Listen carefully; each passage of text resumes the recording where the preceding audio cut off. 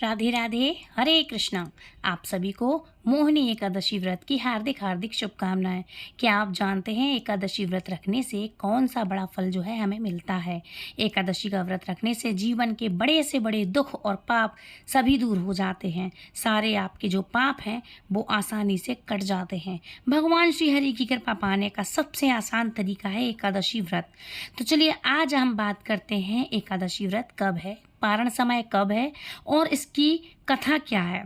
वैशाख मास की शुक्ल पक्ष की एकादशी होती है इस बार 27 अप्रैल दिन सोमवार को, और सुबह से एकादशी का प्रारंभ होगा और अगले दिन व्रत का पारण किया जाएगा। सोमवार का दिन होने से इस दिन का महत्व और भी अधिक बढ़ जाता है, क्योंकि ये देखा जाए तो एक प्रभाव से ये जो एकादशी है ये हरि और हर का मिलन होता है, अर्थात हरिहर इस दिन मिले हुए थे, यानी भगवान श्री हरि विष्णु और शिव शंकर की पूजा होती है इस दिन।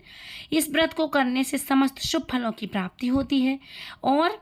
और इस बार एकादशी के दिन भद्रा भी लग रही है। एकादशी तिथि 26 अप्रैल दिन रविवार को शाम को 6:08 से प्रारंभ होकर के 27 अप्रैल दिन सोमवार को शाम को 6:16 पर समाप्त होगी। रविवार को 10वीं तिथि मिली एकादशी है आज का, और सूर्योदय से कुछ समय पहले ही एकादशी लग रही है, इसलिए व्रत 27 अप्रैल दिन सोमवार को ही रहेगा। और सोमवार के दिन ब्रह्म मुहूर्त सुबह 4:23 से लेकर के 5:11 तक रहेगा। सूर्योदय होगा सुबह 6 बजे से, सूर्यास्त होगा शाम को 6:48 पर। प्रातःकाल पूजा का शुभ मुहूर्त रहने वाला है 4:39 से लेकर के 5:44 तक। शाम की पूजा का शुभ मुहूर्त रहेगा 6:53 पर, और शाम को 6:53 से लेकर के शाम को 7:54 तक रहेगा, मतलब 7:59 तक रहेगा, मतलब लगभग 8 बजे तक ही रहेगा। भद्रकाल का समय रहेगा सुबह 6:07 से लेकर के 6:15 तक। ध्यान रखिएगा, अगर इस बार भद्रा का वास मृत्यु लोक में रहेगा, जिस कारण से जब तक भद्रा रहेगी तब तक कोई भी आपको शुभ काम करने से बचना चाहिए। अगर आप इस दिन किसी भी नए काम की शुरुआत करना चाह रहे हैं या जीवन के सुख समृद्धि से जुड़ा हुआ कोई भी काम करना चाहते हैं तो वो इस दिन आप ना करें, क्योंकि भद्रा की समाप्ति के बाद आप चाहें तो ये जो चीज़ें हैं जो आप कर सकते हैं, जो भी काम करना चाहते हैं शुभ काम, लेकिन भद्रा के समय भूल कर भी ना करें। जब मृत्यु लोक की भद्रा होती है तब पूजा पाठ संबंधी कोई भी कार्यों को छोड़कर के अन्य सभी कार्य करना वर्जित माने जाते हैं। और इस दिन राहुकाल का समय सुबह 7:30 से लेकर के 9 बजे तक रहेगा, क्योंकि सोमवार के दिन एकादशी है और 10वीं तिथि के नियमों का पालन रविवार को ही किया जाएगा।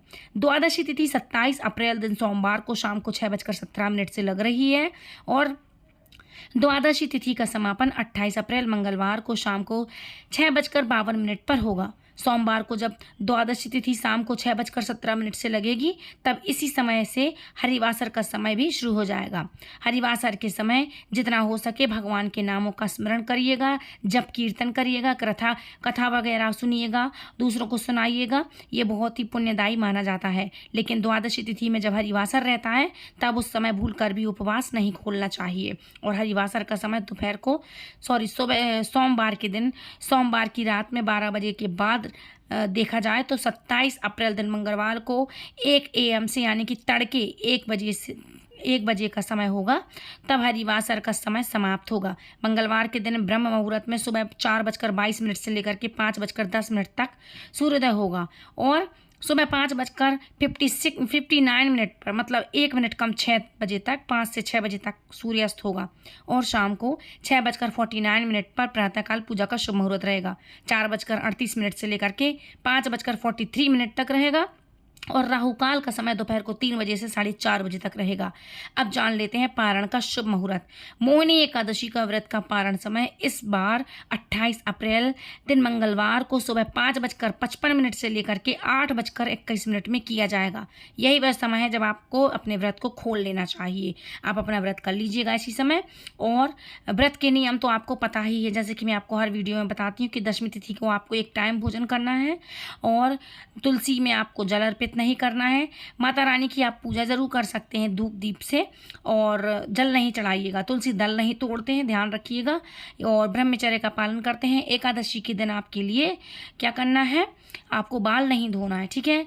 और बिना लहसुन प्याज का आप चाहें तो भोग लगा सकते हैं भगवान को, और घर में भी ना खाएं ना बनाएं।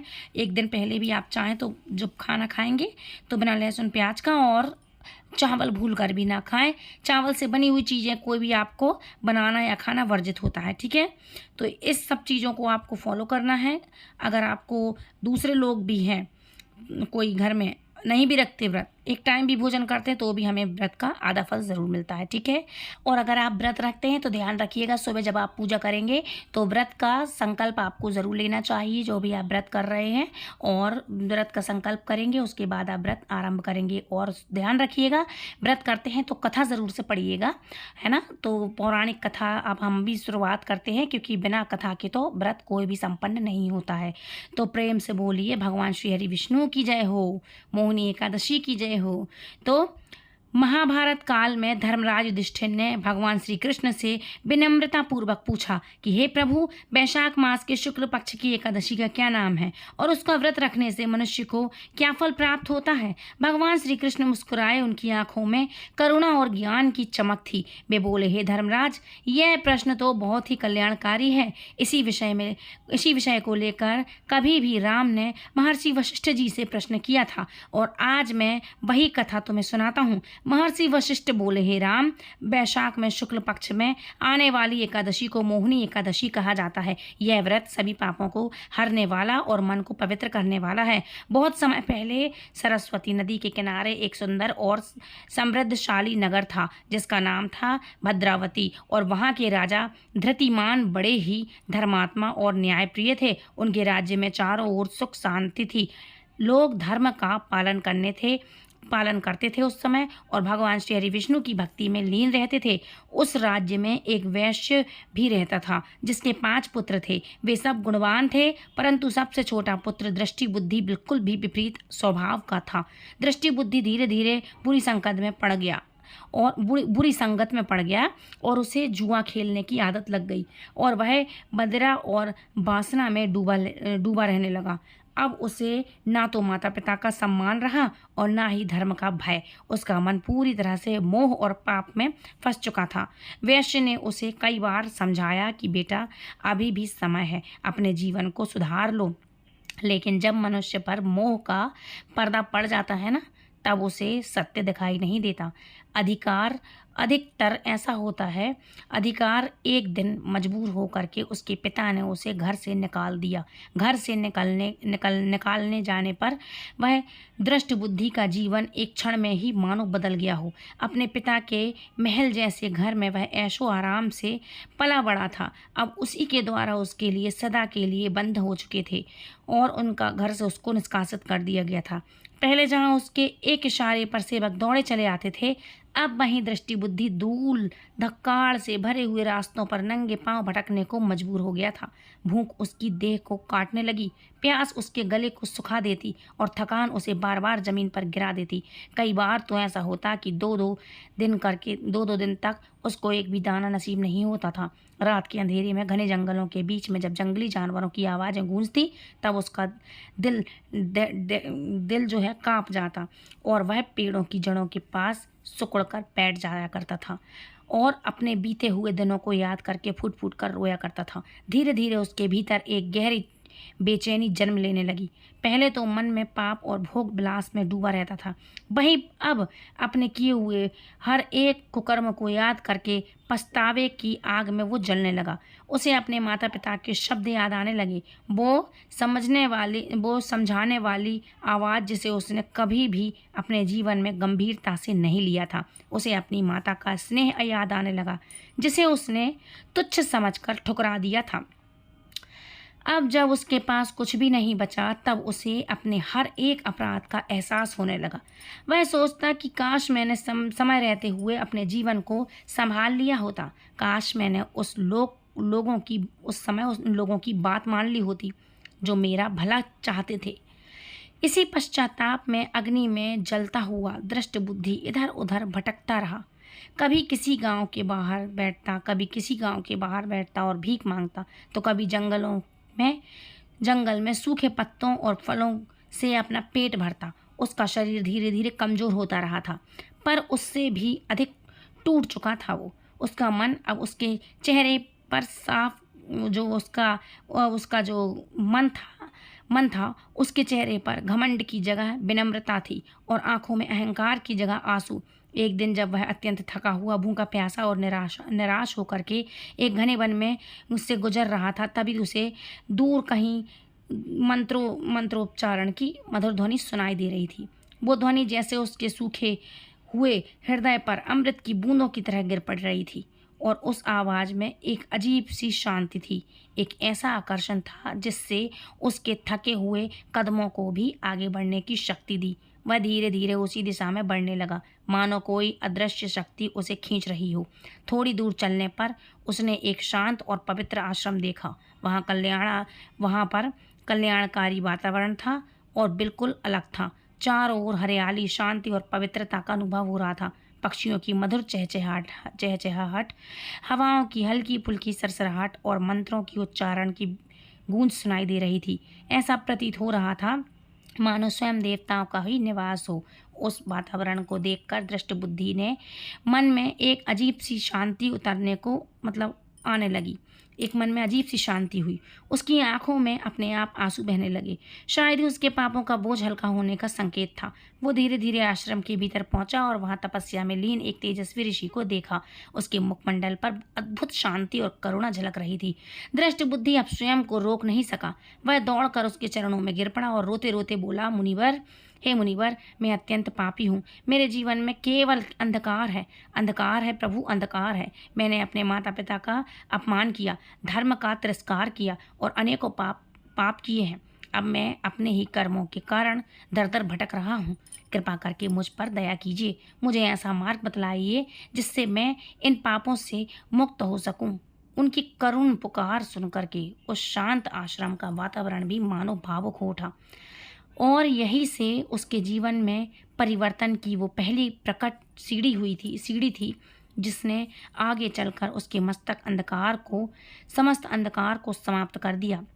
मुनि के चरणों में गिर करके वह विलाप करते हुए दृष्ट बुद्धि की करुण पुकार सुनकर महर्षि कौंडिल्य के हृदय में दया उमड़ गई और उन्होंने उसे धीरे से उठाया, अपने पास बिठाया और अत्यंत शांत मधुर स्वर में बोले, पुत्र, तुम्हारा पश्चाताप ही तुम्हारे उद्धार का पहला कदम है।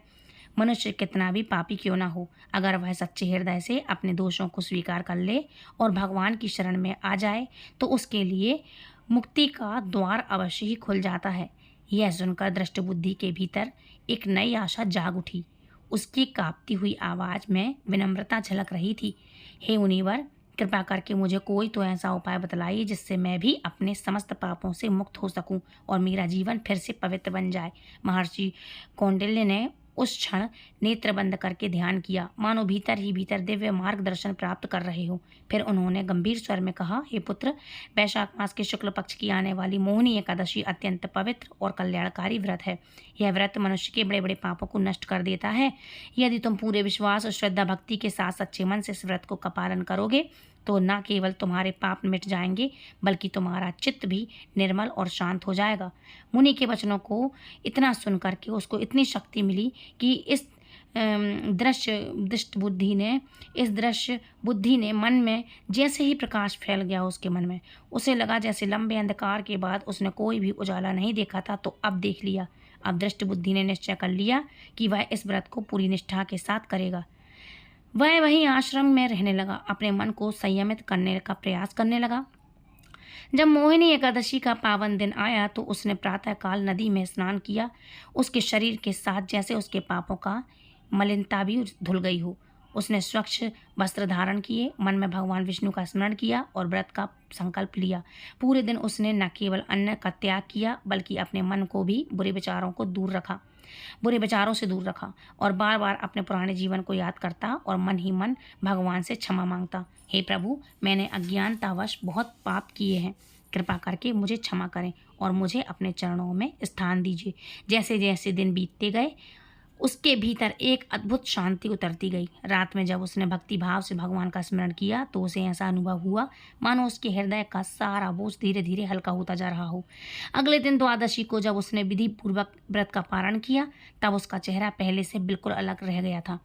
वहाँ अब घमंड का दुख नहीं था, बल्कि एक गहरी संतोषी और शांति का चमक आ रही थी। धीरे धीरे उस एक व्रत के प्रभाव से उसके पूरे शरीर पर पूरे जीवन पर पड़ने लगा। उसका मन पूरी तरह बदल गया। जो व्यक्ति पहले पापों से लिप्त रहता था वही अब भगवान की भक्ति में रहने लगा और रम गया। उसके भीतर विनम्रता, दया और सद्भावना के भाव भी उत्पन्न हो गए। कहा जाता है कि इस व्रत के पुण्य प्रभाव से उसके समस्त पाप नष्ट हो जाते हैं और उसके भी हो गए और अंत में उसे दिव्य लोक की प्राप्ति होती है। इस प्रकार दृष्ट बुद्धि का जीवन जो कभी भी अंधकार में फंसा हुआ था, पापों में फंसा हुआ था, पापों का पतन का भी प्रतीक था, वही अंत में भक्ति, पश्चाताप और मुक्ति का सुंदर उदाहरण बन गया। ये दर्शाते हुए कि सच्चे मन से किया गया एक भी कदम मनुष्य को भगवान के अत्यंत निकट ले जाता है, भगवान के समीप ले जाता है। जब दृष्ट बुद्धि के जीवन का ये अद्भुत परिवर्तन सुनकर भगवान मधुसूदन कुछ क्षणों के लिए शांत हो गए तो सभा में एक गहरी निष्पक्षता छा गई, मतलब एक शांति छा गई। ऐसा प्रतीत हो रहा था मानो हर कोई उस कथा के भावों में डूब गया हो। तब भगवान कृष्ण ने धीरे धीरे युधिष्ठिर महाराज की ओर देखा और उनकी दृष्टि में करुणा, ज्ञान और दिव्य गंभीरता छलक रही थी। वे मधुर और गंभीर स्वर में बोले, हे धर्मराज, यही है मोहिनी एकादशी का महान प्रभाव।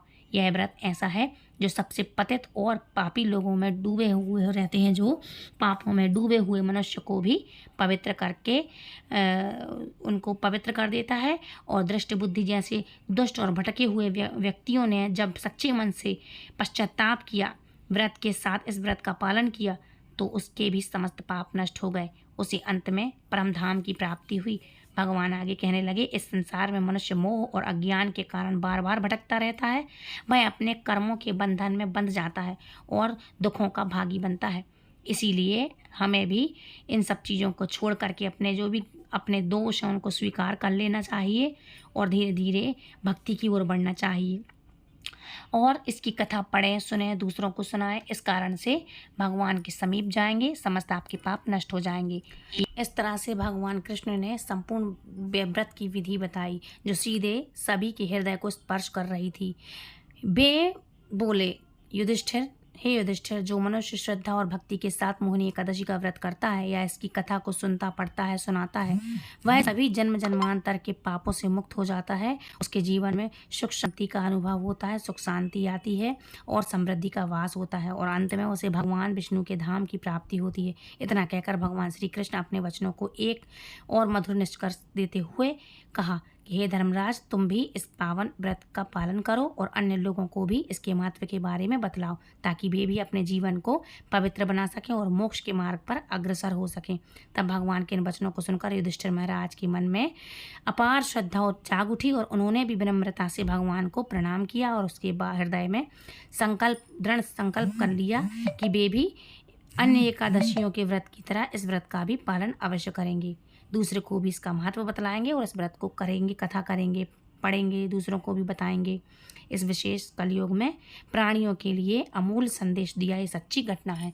तो बोलिए एकादशी की जय हो, भगवान श्री हरि विष्णु की जय हो, लक्ष्मी नारायण की जय हो। Please to like, share and subscribe. Shri Satyanarayan भगवान की जय हो। हरि हर।